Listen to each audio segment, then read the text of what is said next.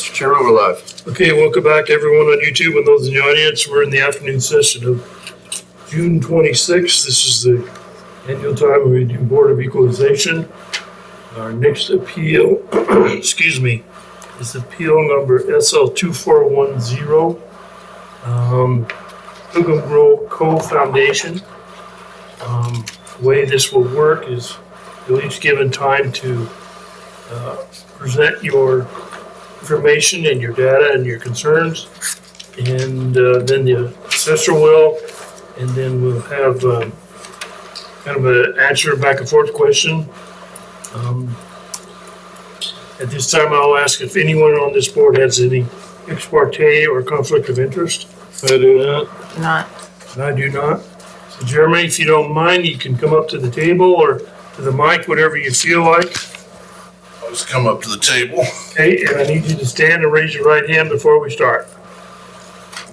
You swear to tell the whole truth, nothing but the truth, so help you God. Yes, I do. Please, thank you, sir. Do we need to get the mic You, back down there?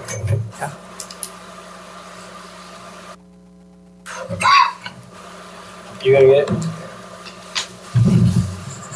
So the way this works, Jeremy, is you're allowed to go first. Okay. 15 minutes or so, but we're not too hardcore on the time lot. Well, I don't really have much. I more have questions than anything. And it's just really for clarifications for me. Okay. Because my position is the camp has always operated as a religious organization. Sir, I apologize for interrupting you. Can you just state your name? Oh, and your yeah. affiliation? Yeah, my name is Jeremy Force, Force. I'm the executive director of the Pilgrim Cove Foundation and Pilgrim Cove Camp. Thank you, sir. Yep, no problem. So what I'm here for is to seek clarification on the religious exemption, how that fits in with how we serve our guests, and where that line is drawn in the sand, I guess, from what we call our groups and serving the wider community versus what's considered taxable and non-taxable. If that makes sense. I've been doing this for 25 years in 5 different states, and I've never had to do this before in last year, and it's all good. It's just for me, I just need clarification to take back to my board so I understand what we're doing and how we're doing it. After last year's conversation, we did kind of change up a little bit about how we booked groups and stuff and really focused on working with just churches and schools and stuff. And we're always, running at least a year out. But for me, it's just now clarification, what's good, what's not good, or what's seen as acceptable and not acceptable, so we can plan as we move forward to make sure that all parties are happy.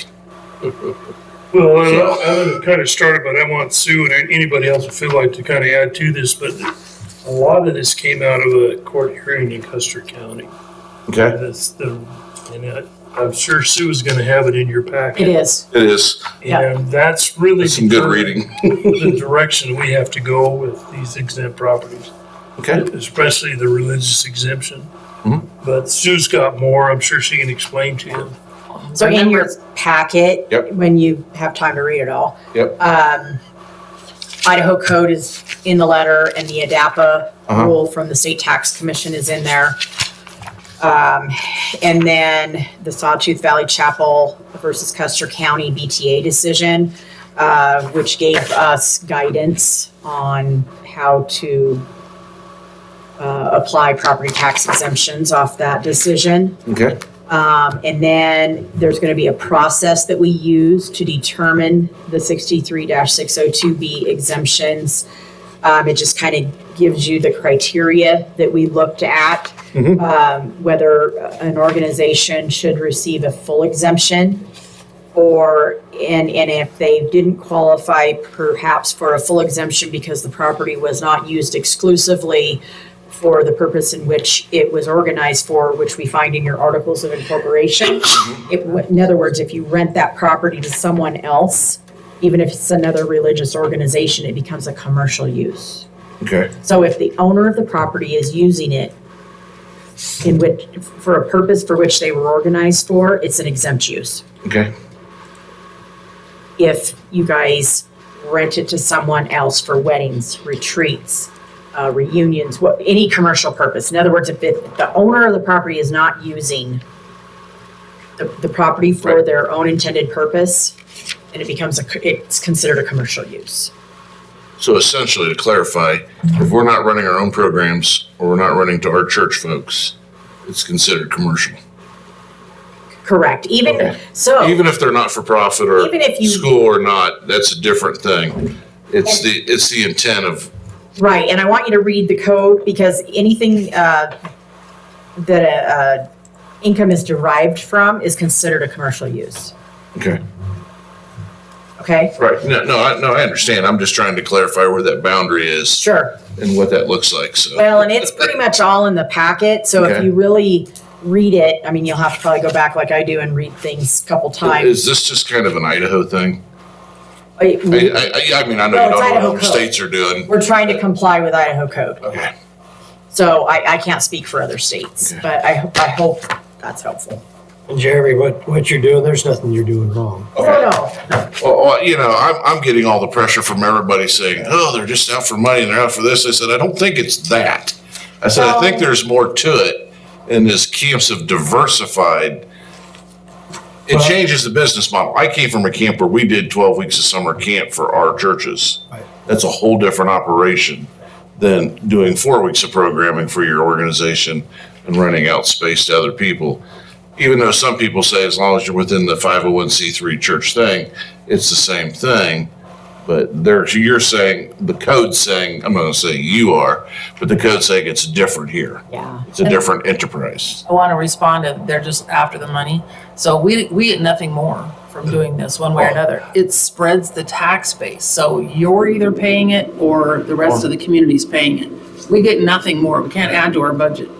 Okay? It just spreads that tax shift to where it should be. And as a business model, you're competing against other entities in the region that do the exact same work, that rent out to weddings, that rent out for family reunions. There are event venues. And so if the church is doing it, that's not a religious classification. You're doing it as an event venue, the same as anybody else. And that makes it inequitable in the marketplace when you don't have to pay taxes and somebody else does. I would agree but disagree on some levels. And I say that in this personal perspective because of how I run our ministry. And that's the words I use. We're not doing it to compete. We're doing it to provide that opportunity for folks who don't, a lot of churches don't have a camp. Yeah, but we do. And so it is, Totally get it. so it is, it's, I don't want to say it's a play on words, but it's a perspective.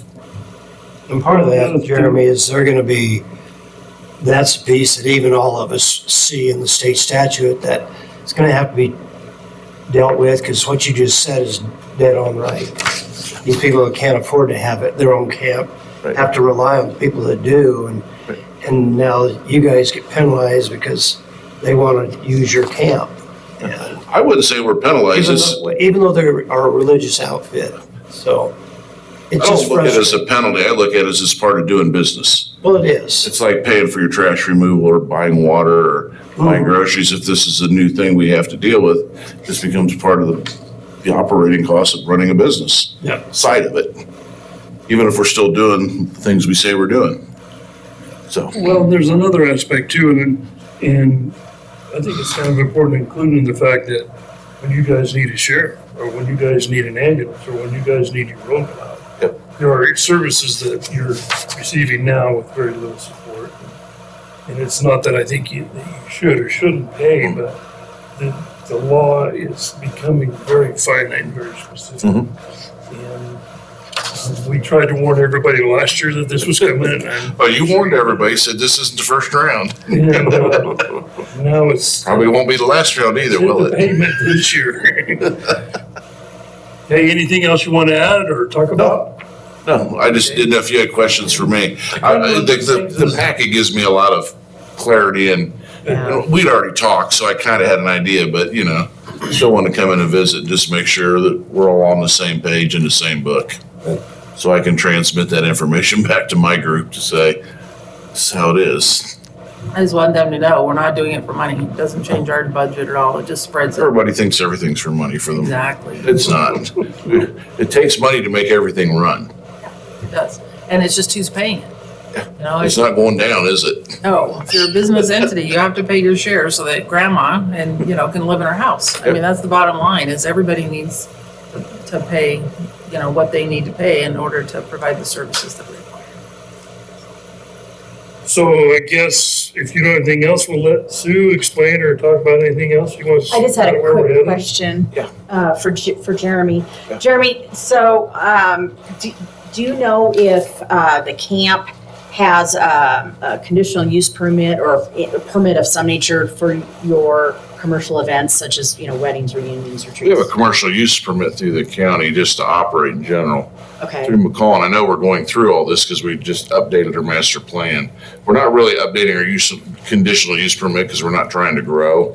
We're just trying to better utilize the property the way people expect things nowadays. Nobody wants to live in a rustic cabin anymore. Jeremy, are you guys in the city limits? No, we're in the impact area, but we're on Payette Lake, but we're not. So We're you're just outside the city limits, but I think we're technically called in the impact zone. So, Thank you for all you do. It's important thank for you. our community. Unfortunately, we get appreciate such you making the time. legislative body to do this, so. okay, so Pilgrim Cove, Christie has the parcel, the big parcel highlighted there. They actually have 3 parcels listed, on my cover letter. And, so it's 1075 Plymouth Road. Correct. The Board of County Commissioners granted 235 days of exemption, and we assessed 130 days as commercial use. I have included Idaho Code 63-602B. The property must be used exclusively for the purpose of what they were organized for, which is found in their articles of incorporation by the owner. If they rent the property where an income is derived to someone else, it becomes a commercial use. I have included the IDAPA rules for you, and I have also included the Sawtooth Valley Chapel versus Custer County BTA decision from 2022. They actually outline and make some very clear points in this decision. There's 2 qualifying criteria for a religious exemption. The first one is that the property belongs to a religious organization. And second, the property is used exclusively for religious, educational, or recreational purposes of that religious organization. It also states in this BTA decision that renting a venue to a religious organization is not itself a religious purpose or use. In other words, if they're renting it to someone else, they don't consider that religious because the owner isn't using it. It also states in here that the statute states that the property must be used in furtherance of the owner's religious purpose, not those of another religious organization. The process in which the assessor's office used on every application for the 602B exemptions, of course, we made sure that it was owned by a qualifying organization. And if they did not use it exclusively for their own purpose, then we had to take a look at the commercial use. So we did this we reviewed the articles of incorporation to make sure that it was, the applicant was a religious LLC or corporation. We also checked the deed to make sure that the owner matches the applicant. The next step we used, to determine whether it was used exclusively for the owner's purpose. We did this by reviewing the articles of incorporation once again. The applicant's purpose statement is in their organizational documents, and that's what we used for the basis of making the determination. Then we compared the applicant's religious purpose found in their organizational documents with the actual use of the property over the course of the prior calendar year And we determined by evaluating the following. We reviewed the answers on the applicant's application. The applicant was asked to provide a calendar of events showing what organization used the property and the type of activities that were occurring on the property. And then we also reviewed the applicant's website to evaluate how the applicant was marketing the property. As I've stated, the property must be used exclusively by the owner for a full exemption. Property tax exemptions are granted based on use of the property.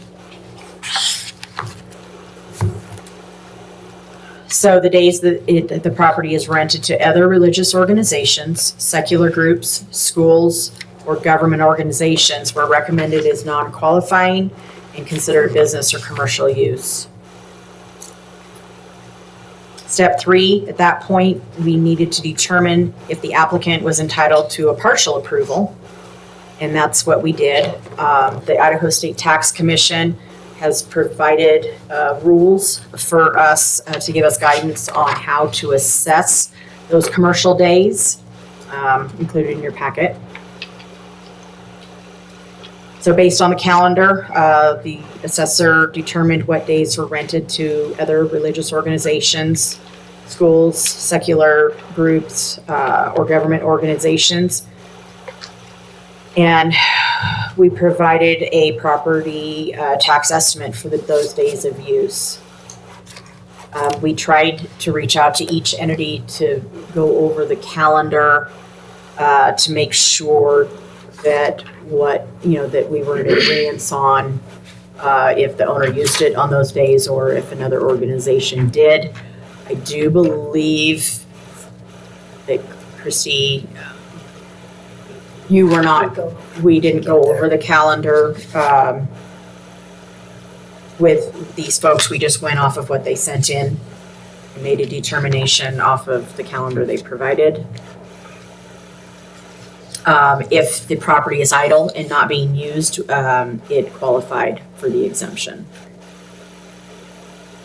Step 4, if only a portion of the property was used or leased to a third party, then an evaluation determined if that portion was rented, was valued at 3% or less of the total value of the whole property, which would have to be like just very, very little, but we do take that into account.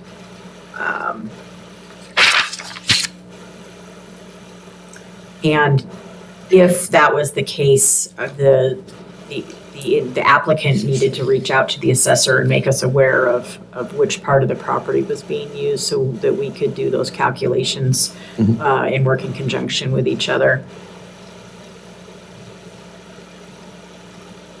So step 5, the use or lease of any property by a religious corporation for athletic or recreational facilities, resident halls or dormitories, meeting rooms or halls, auditoriums, or club rooms for and in connection with the purposes for which the religious corporation is organized shall not be deemed a business or commercial use. So if the owner of the property is using it for their own purpose, it isn't considered a commercial use.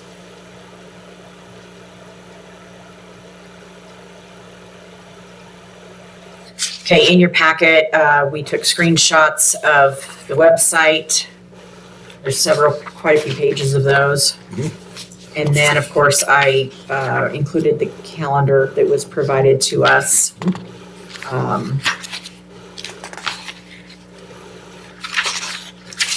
And that was, So since they have not gone over the calendar with you, should we make this? we can absolutely table it. He's here today, so it would be very I beneficial. think you read the calendar pretty straight, because it says what's us and what's Right. outside business. I mean, Right, your calendar actually was pretty good. easy to read. Thank you. Thank you very much. It was. So after reviewing Idaho Code 63-602B and the Idaho State Commission rules, we believe that Pilgrim Cove Camp complied with Idaho Code for 235 days during 2023. We also believe that the property was used for commercial purposes for 130 days. We sent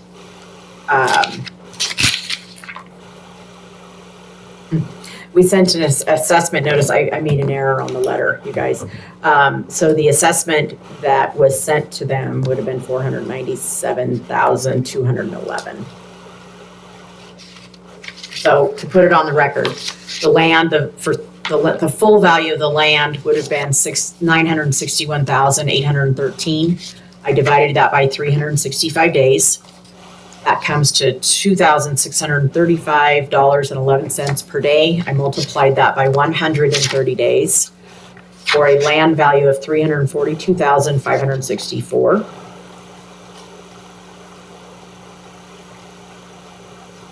For 10 acres on. Hold on, you guys. I misspoke.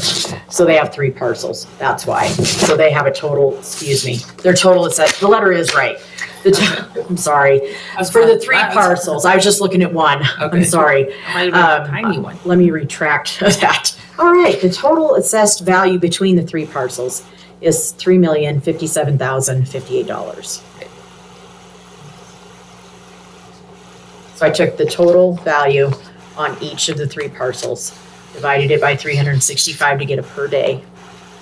And then I multiplied that by 130 days to come up with the $3,057,058 in value.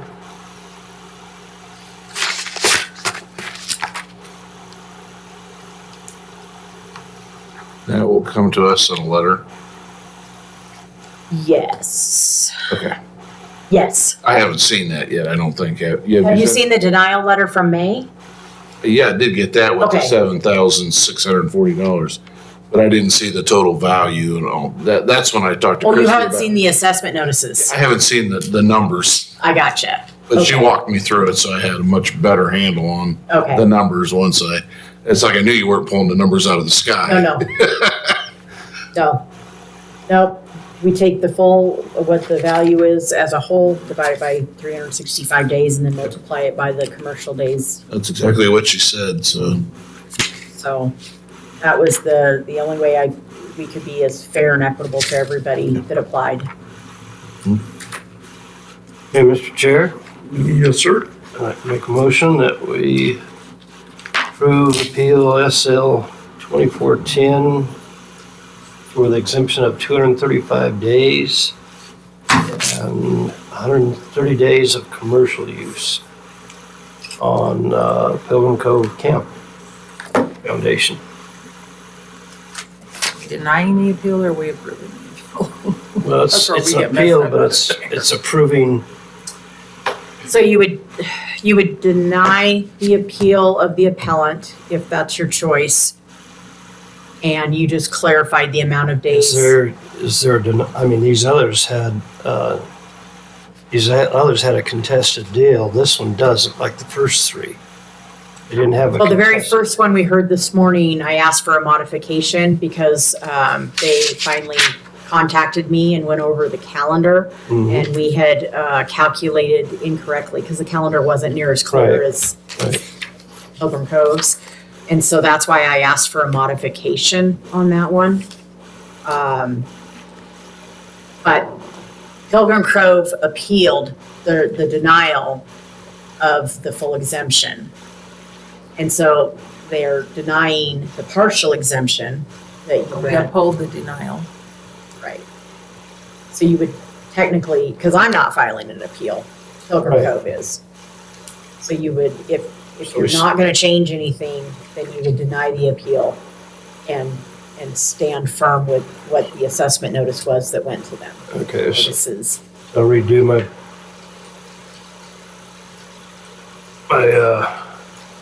motion to where it's deny the appeal for SL 2410 and approve the 235 days of exemption as per the assessor's notice with 130 days of commercial use being noted. I will second that. So before we take the vote, I just had couple of quick questions. Would he have a better rate if he combined all 3 properties? if all 3 properties were combined, it gets a little tricky on the lakefront ones. They don't get as big. For some reason, it just doesn't work out as well.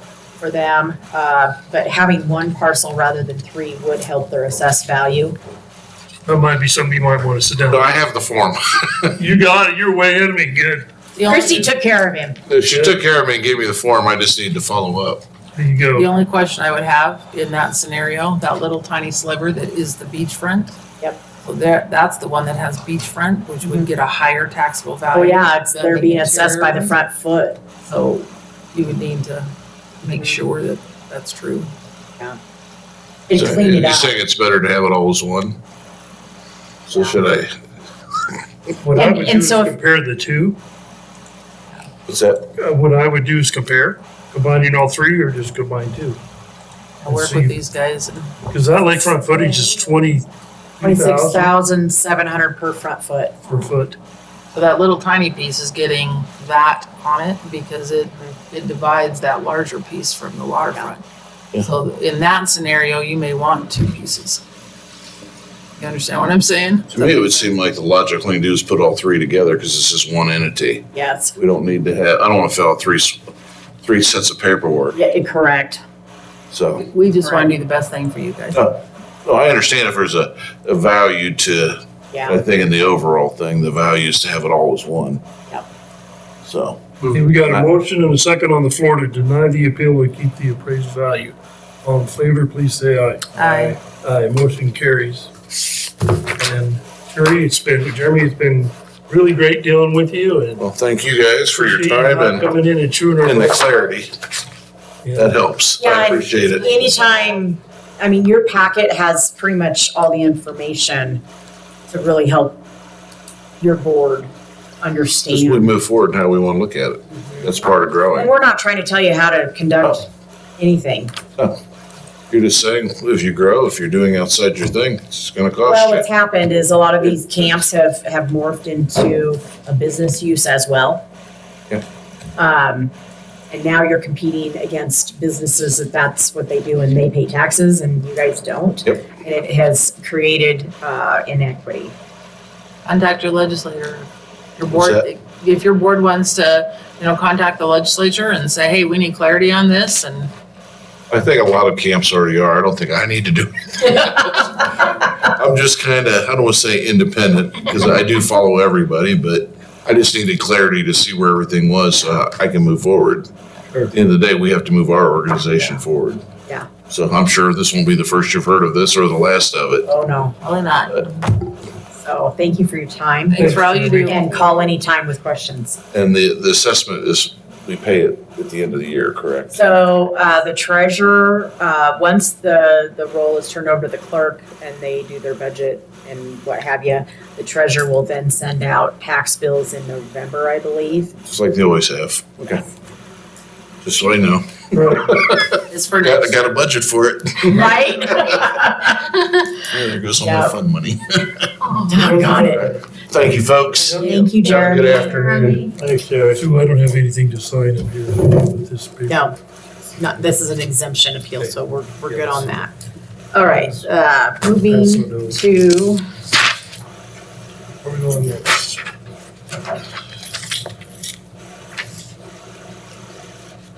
so Pepin is here.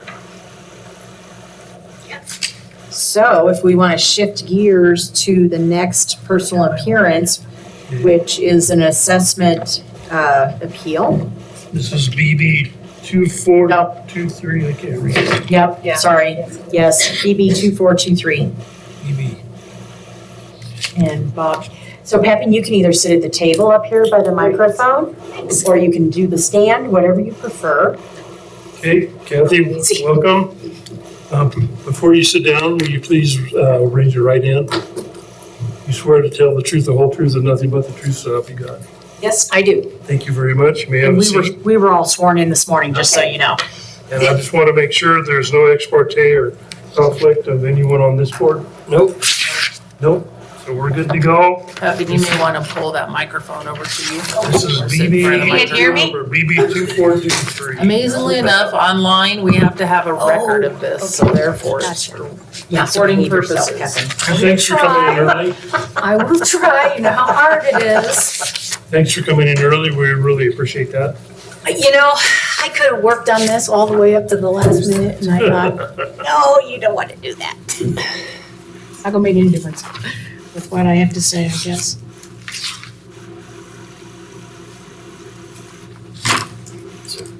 Oh, great photos. Okay. Oh, awesome.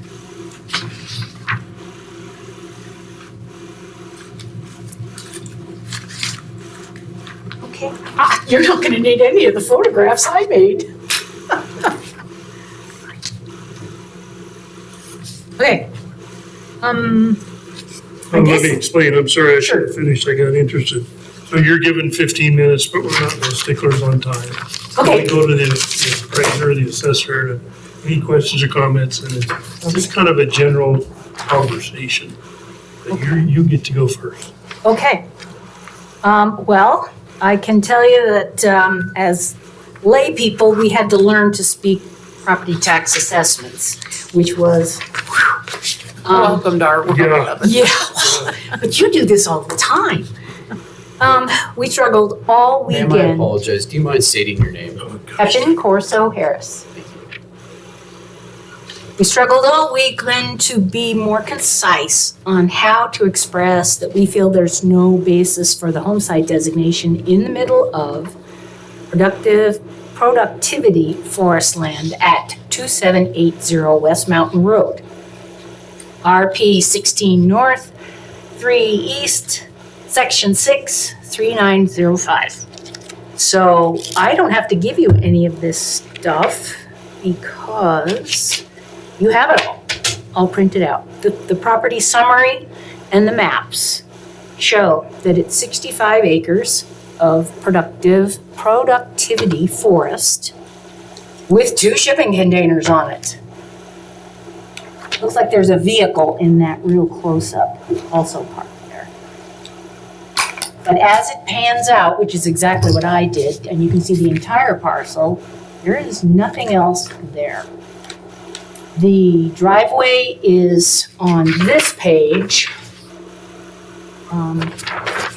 It's the opening, I guess, to the south where it says NFD 186 Road. That's where we enter. And we cleared some trees in order to get to where that zoom in is, so we could put the shipping containers in.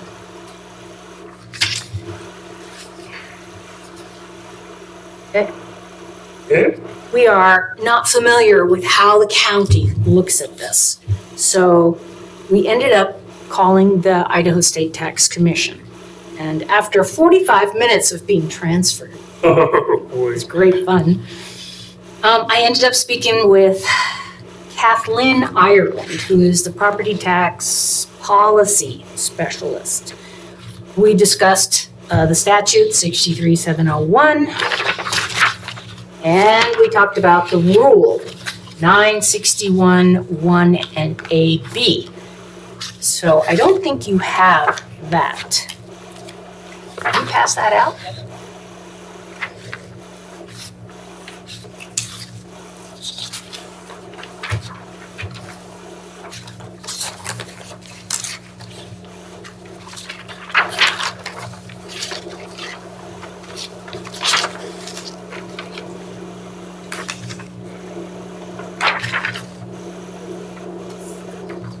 Okay, it's 961, homesite assessment and forest lands of less than 5 acres and contiguous parcels. So the following definition applies to the valuation of residential parcels that are contiguous to lands classified as forest lands. Home site. The home site is that portion, I know you know this backward and forward, the portion of land contiguous with, but not qualifying as forest lands and the associated site improvements used for residential purposes. And then the definition of associated site improvements is the associated site improvement include developed access, grading, sanitary facilities, water systems, and utilities. So when I spoke with Ms. Ireland, basically, the conclusion of our discussion was that as far as the law is concerned, it comes down to purpose and use.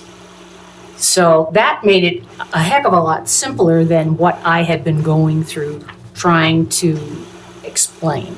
So when you look at purpose and use is productive forest. The shipping container holds our tools, which chainsaws, wheelbarrows, stakes, fuel, oil, workbench, files, shovels, log picks, chains, axes, sledgehammers, splitting wedges, spray paint, measuring wheel, tapes, chemicals, herbicide chemicals. Do you want me to keep going? No, Okay, that's what's in the shipping container. whatever you want to say. I'm Okay. following along with you. Okay. So the shipping containers hold the tools for the purpose of what we're doing. There is nothing on site that suggests, as the definition says, residential purpose. There are no developed access, grading, sanitary facilities, water systems, or utilities added. So that, after speaking with Ms. Ireland, is how we would present the purpose and use of that 65-acre parcel. My husband loves it out there. We have no plans to develop it or put a home site out. We thought about it, but when the power came in at tens of thousands of dollars and septic was crazy, we had actually done the paperwork with the health department to figure out where a home site would be, but we just had to drop it. And we ended up, I was in here earlier, last month, combining 2 half-acre parcels in a subdivision. That's where we're gonna build. Thought I recognized your name. Yeah, I'm back again. That's, I would like to understand better how that designation falls in there. So that's why I decided to appeal. May I speak? Okay, well, just like, Yeah. you guys don't camp on it? No, it's just, my husband needs a project. We came from farmland, I got it. and he has to have a place to go to work. And you stated you just combined 2 half acres in a subdivision Yes. somewhere else To build your house, mhm. not on this group. Okay, I That's want right. to make sure that's clear. That's all I got. Any questions for her on this one? I do. Not yet. Okay, Yeah. now we'll turn it over to. Okay, so you and I obviously visited a couple times during the month of June. We never discussed what you were using the shipping containers for. Mhm. That was one conversation that we should have had apparently. I It's was- okay, it's okay, we are now, it's okay. If you only are storing things to maintain your forest ground and there's no personal belongings, personal storage, things of that nature, that is the only time that we can excuse that 1 acre home site if any buildings are put on the property. We would do the same thing for an ag exemption. So farmers will have, let's say, a utility shed Yeah, of some nature. yeah. And they store fence posts, stays, barbed wire, salt and mineral for the cows, etc. We would not pull a 1 acre home site because those are all things that you need to maintain an agricultural purpose and or in your case, your timberland. Now, if Bob goes out with you and deems that all the things in your steel utilities are timber related for maintaining your timber ground, then I am more than happy to reverse that 1 acre home site. Okay, The value of the steel containers would still stay on, got it. but I would put that 1 acre back in timber. Bob, I'm sorry, I don't mean to. That's fine. since I manage the timber exemptions, Mhm. that's why I'm speaking to that.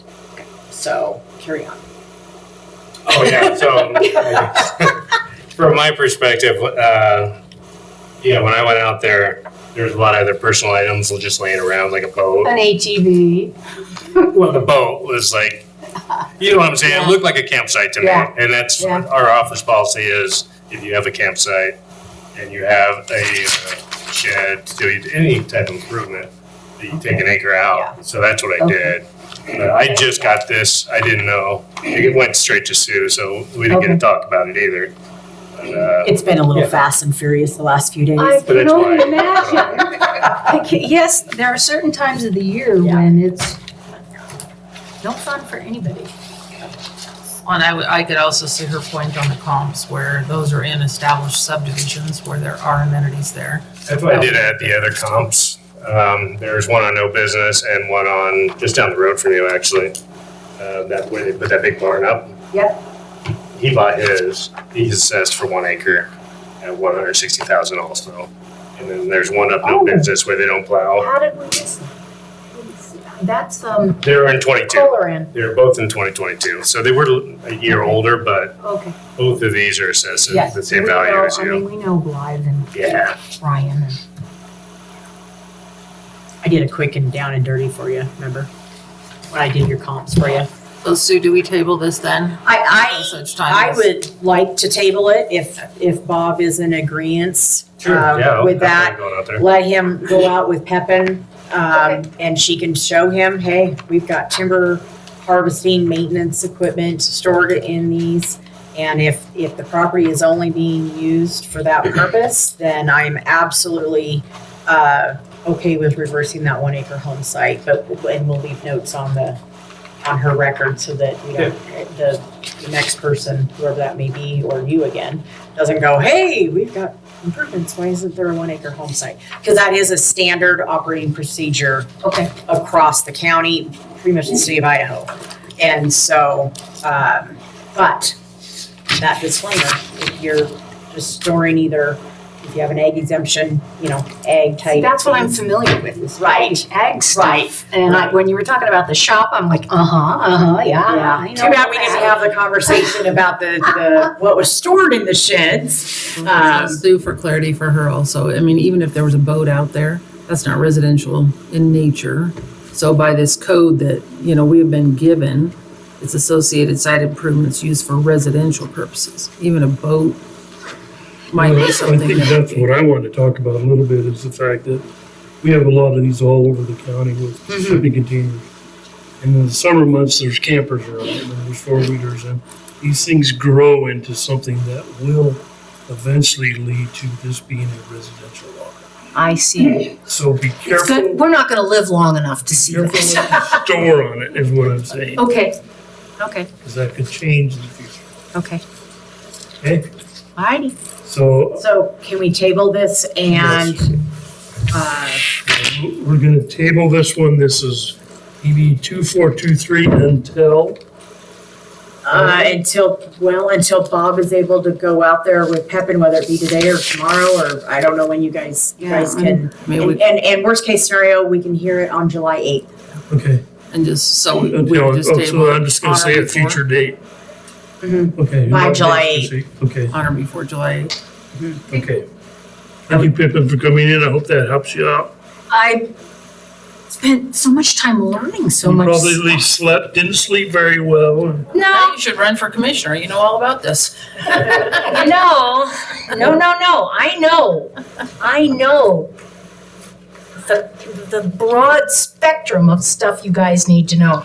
I may know some things, a lot about some things, but some things I know nothing about. So my hat is off to you guys. The mastery that you've had to have on everything with the county, I don't know how you do it. We're not masters. We I can learn. tell you that. Gotta learn.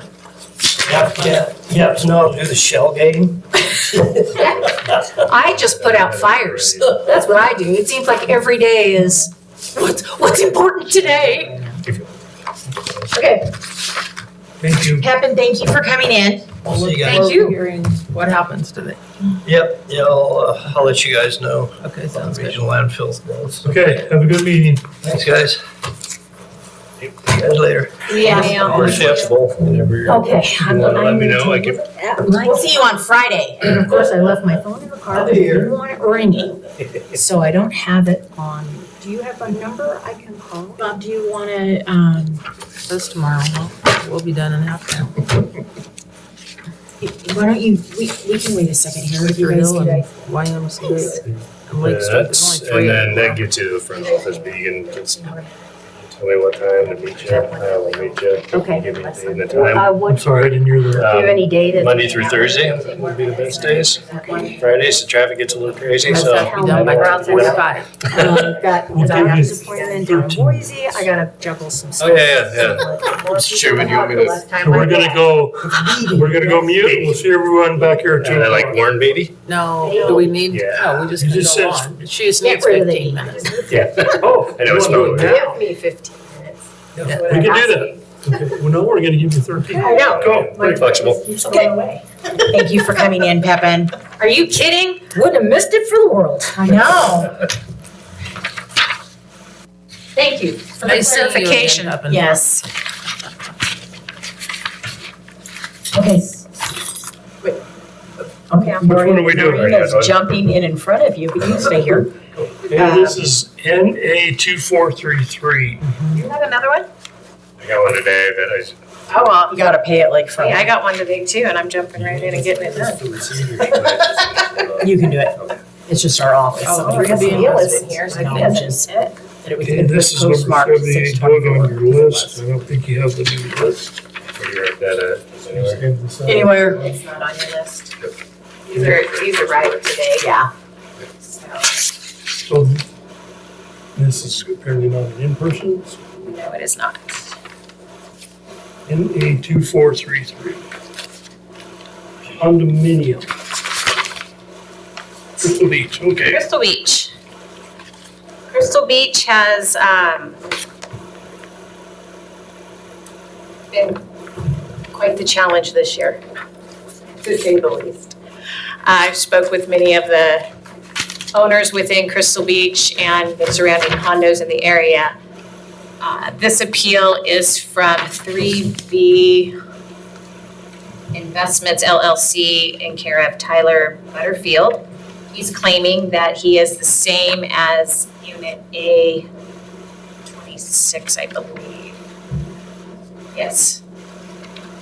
So we have a lot of different prices within Crystal Beach on their units. We have different there's 4 different main sizes within Crystal Beach. And there's remodels going on within the units. There's major remodels and then just like flooring and painting wall remodels.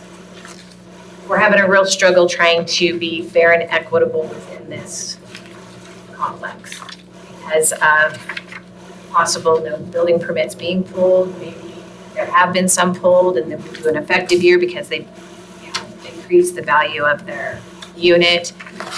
The one unit that he is comparing is that A26, which just sold this year. We have it as the last one on my spreadsheet. And it sold just last year for $1.255. And I have pictures of it and it's never been updated. It's 1971 through and through.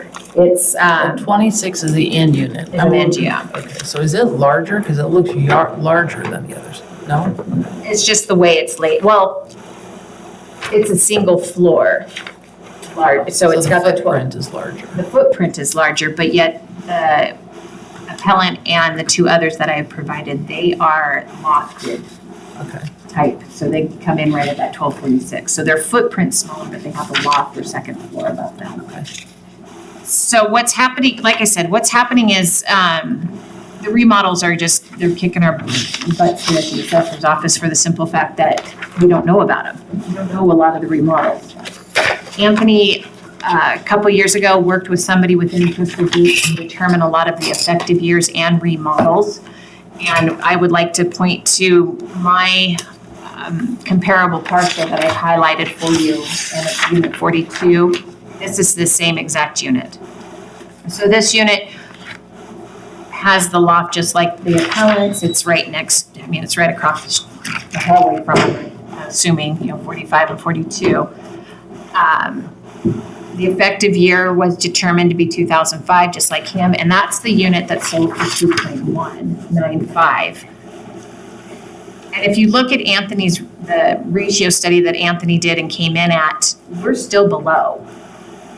They came in at 89%. So we're still below the market value. We're coming, the next page is the actual state's ratio study, or their ratio study that they actually verify us on. And I was told to pay close attention to down at the bottom there. It says 90% confidence intervals around the median, 92 to 101. So we're still overall, for all of the condominiums that were used in our ratio, we're still falling within our 90 to 102% for everyone. Not saying, but I feel very confident that Mr. Butterfield is being assessed appropriately without seeing exactly what his unit is like. I have no idea. I just know he did a remodel in 2021. And so the effective year was put at 2005. And Anthony assured me to leave a lot of that. I have spoke with a lot of the folks within Crystal Beach, and they are very much willing to go to the board of directors, from my understanding, to make this fair and equitable, and see if I can have a tour of everything.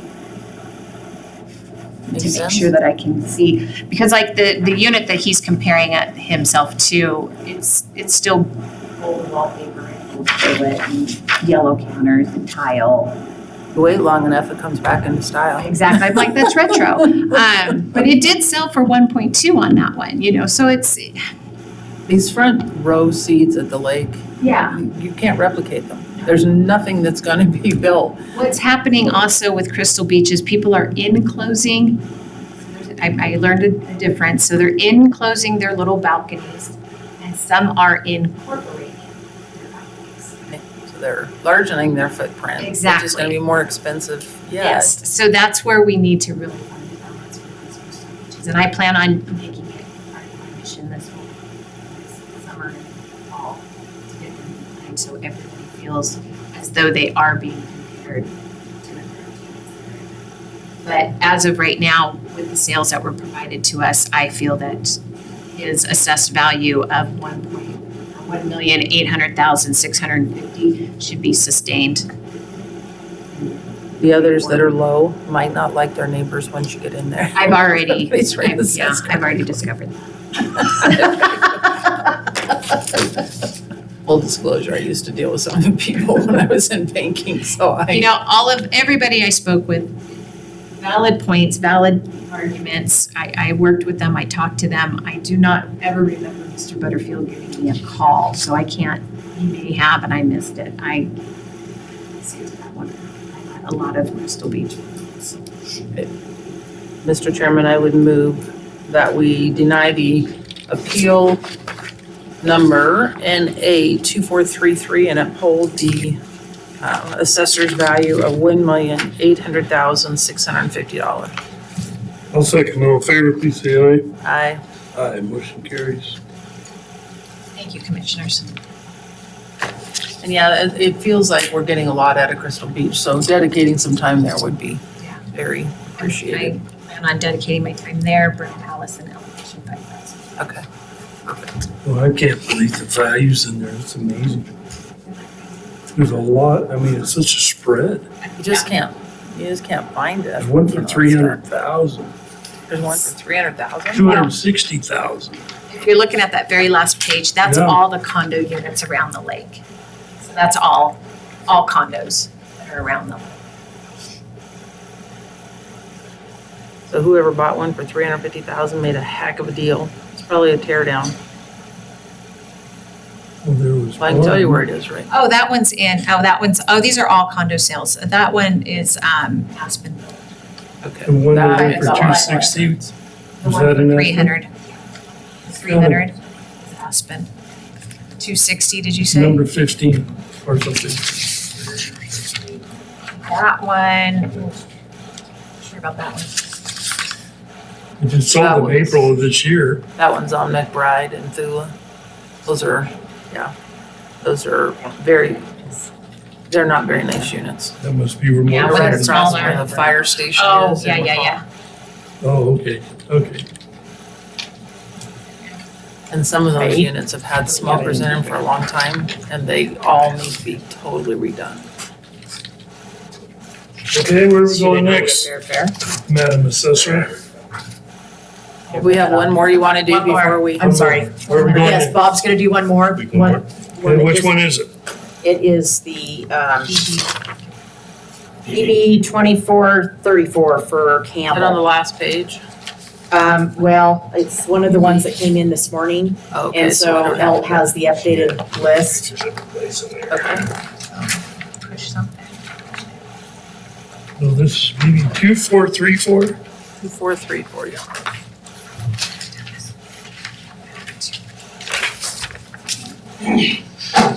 Thank you, sir.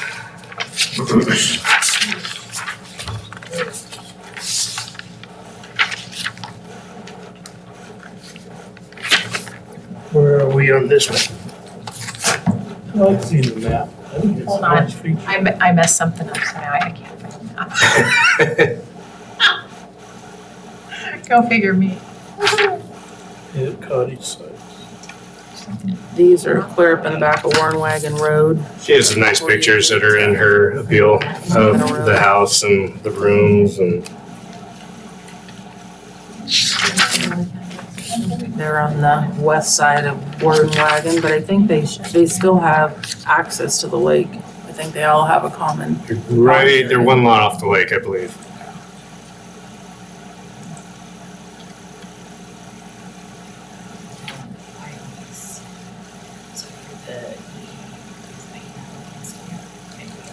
Like that. Or 70,000.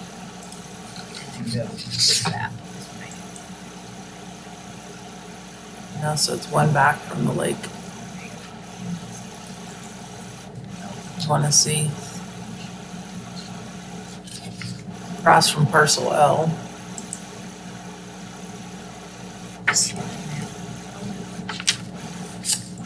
What's the And point? it touches Warren Wagon Road.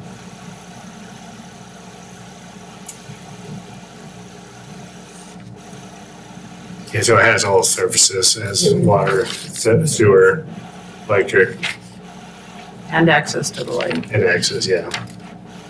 There we go. Get in there.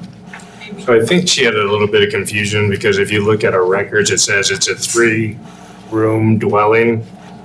That's kitchen, living room, the upstairs. And she thought that meant they're all bedrooms, but Oh, she didn't call, so I don't, this year, there was a note that she called last December, and I talked to her, and we went over her records and set them up right, so. so bath, loft, and then just great room with a little kitchenette in it or something. Yeah, Well, she's got 2 bedrooms upstairs. I don't know what she's saying that it's not. She's got, yeah, I don't know if you can technically, because, I don't know, I've heard that argument, if there's no closet, it's not really a bedroom, I don't know if that's just a Got beds in realtor it. rule, or, you know, yeah. it doesn't that- really change the Our value value. isn't driven off of bedroom counts anyway. It's off Is there square ingress, footage. egress? I mean, if the window sizes are an appropriate size. From the picture, it looks like there is. Yeah, It's the window. What is this rated as?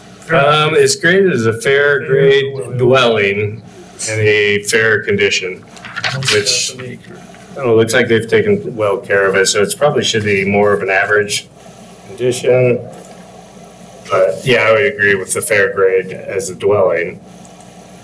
It probably originally was a cabin at one point, I get that, but it now has definitely. bathroom and has water. It's really pretty cute. Yeah. Okay. So this subject parcel number is RP 0066101200040. It's located at 2205 Payette Drive. It consists of .4362 excellent land grade acres. The parcel has a 744 square foot home built in, we have it listed as built in 1950 with an effective age of 1950, which is well past 100% depreciation. She was saying in hers that she thought it was probably built closer to 30s or 40s, but changing it wouldn't change value at this point. Not only that, but if it was built in the 30s or 40s, that bathroom has definitely been upgraded to a different date anyway, so. Correct, yeah. We have it currently graded as a fair grade dwelling in a fair condition. There's also a utility shed and a pole building with a combined improvement value of $13,936. So the total improvement value with the house is $134,353. The dwelling itself is valued at $120,417, or $200.09, or $209.06 per square foot. As you probably know, it's pretty hard to find another 1950 cottage that's still original. I found a couple of smaller houses near her, a little older, and they are all coming in well above. There was a 1974 house with 744 square feet. That was $361 per square foot. They sold in 22. You know what makes this place so valuable is the amount of ground. It's a giant. Yeah, it's a nice Oh, good lot. job. For that area. So the appellant didn't offer any comparables. Only once removed from the lake. I mean, they can walk to the lake, they got plenty of access points right there, so. And I did go through her records and verify there was no bedrooms, and it was wood heat only. One bathroom, one kitchen, and a living room. It is connected to sewer, water, and electricity. And I think you did good. everything looks correct to me. I don't see any issues. So in my opinion, the 2024 assessed value is correct and fair and meets the requirements of Idaho code. And I would request that we sustain the 24 assessed value of $459,064.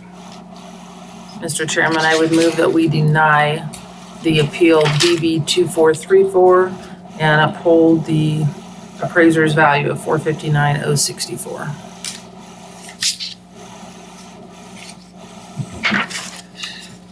Okay, I'll second that motion. Got a motion, a second to deny the appeal and approve or accept the appraised value. All in favor, please say aye. Aye. Aye, motion carries.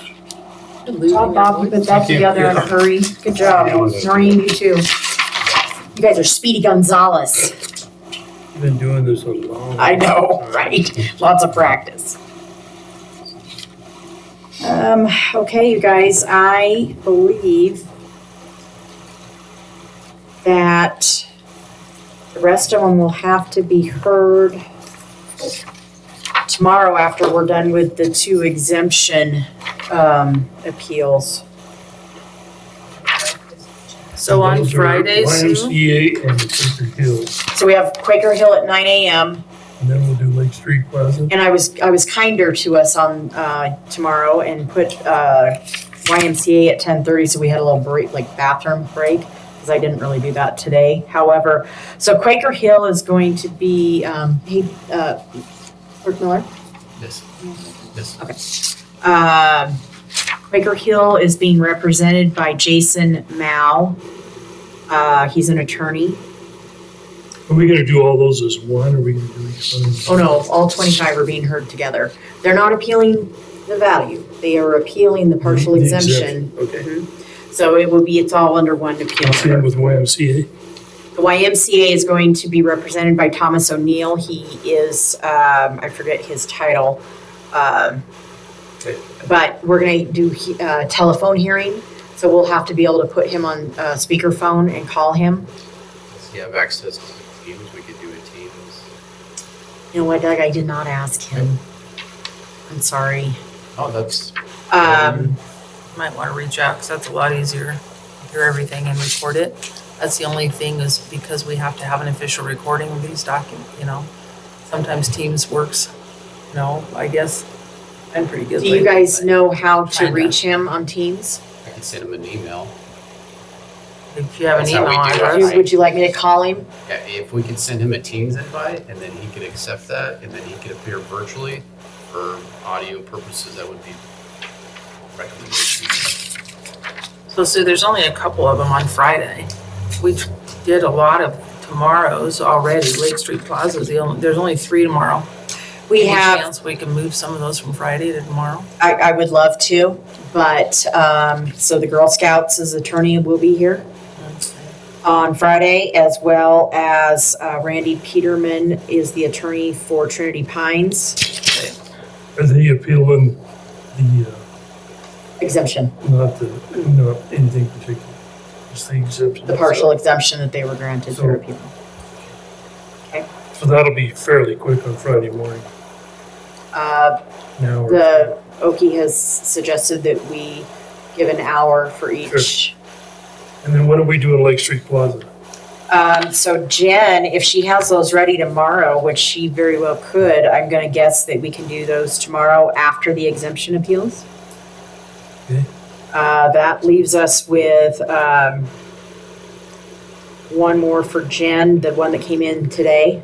Yeah, I saw that. So if she can have that ready, she'd probably just like to get them taken care of tomorrow. And then Bob will have time to, Friday we'll do. go meet with Pepin at some point. I don't know when. It sounded like Pepin had some appointments, so, yeah, that's what we got left. We're gonna have her pretty well wiped out by tomorrow. Yeah. And Bob's is on Friday. Mhm. Okay, so there being no other business for today, this meeting is adjourned.